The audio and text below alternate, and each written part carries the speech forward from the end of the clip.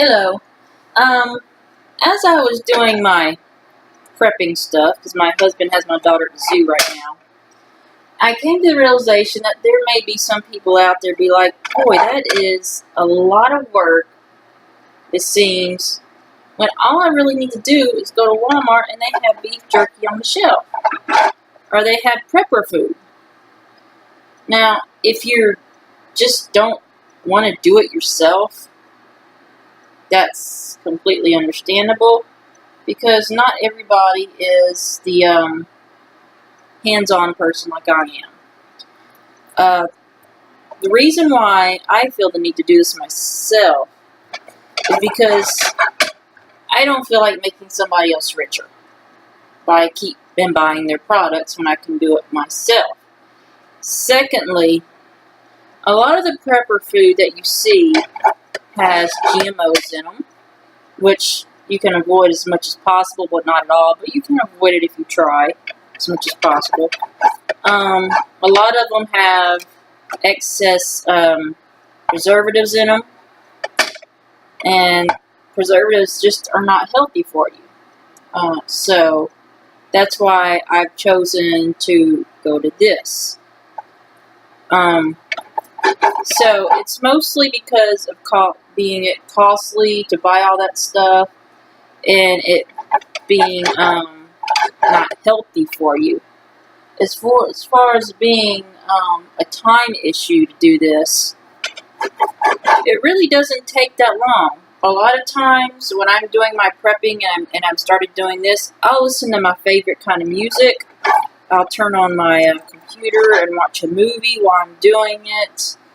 A lot of times I'll get my daughter involved and let her help me do the fruit and stuff, and then I'll do all the cutting and just let her put it in the tray. So a lot of times I use this as a learning experience for my daughter, so she realizes that when she eats this, a lot of work went into it, so to be thankful for the fact that she even has it. Lastly, a lot of people are going to be doing camping this summer, of course. So, as you know, when you go camping, you spend a lot of money on taking food out there. And to me, this is really camping. That's not roughing it when you go to Walmart or some other grocery store, wherever you decide to go, and you buy cookies and drinks and stuff like that. That's not really roughing it. Because when I go camping, I want to get away from society. I don't want to do it. I'm going out with my family and getting away from everybody.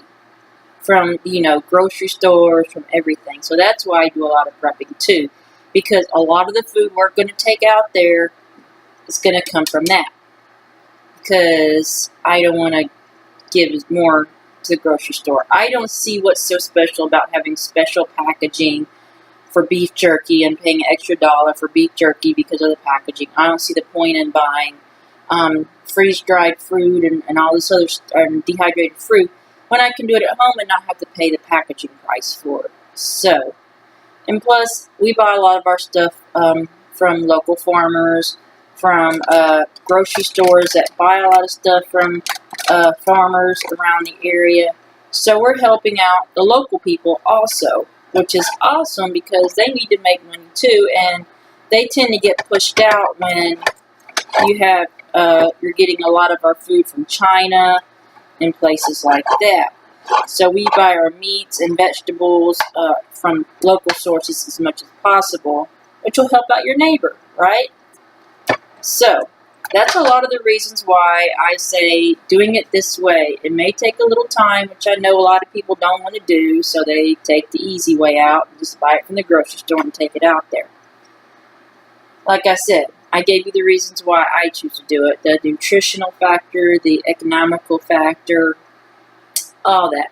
So if I can avoid buying it from the grocery store in the pretty packaging, I'm going to do that.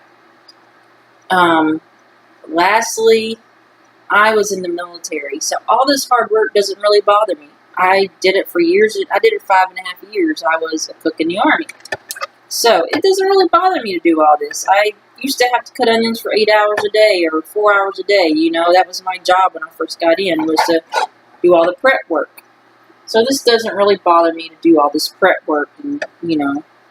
And most importantly, I do it because I love my family. A lot of the shit hit the fan videos, STH, whatever, are out there. And when it comes down to it, a lot of people are going to go hungry. A lot of people are going to be starving because they are going to be depending on the only source they know, which is the grocery store.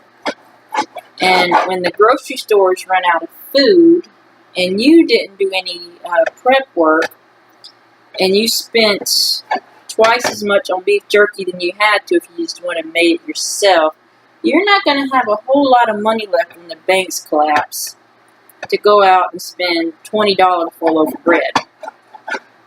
Just saying, this kind of makes sense to me. So, whatever you're prepping for, keep that in mind.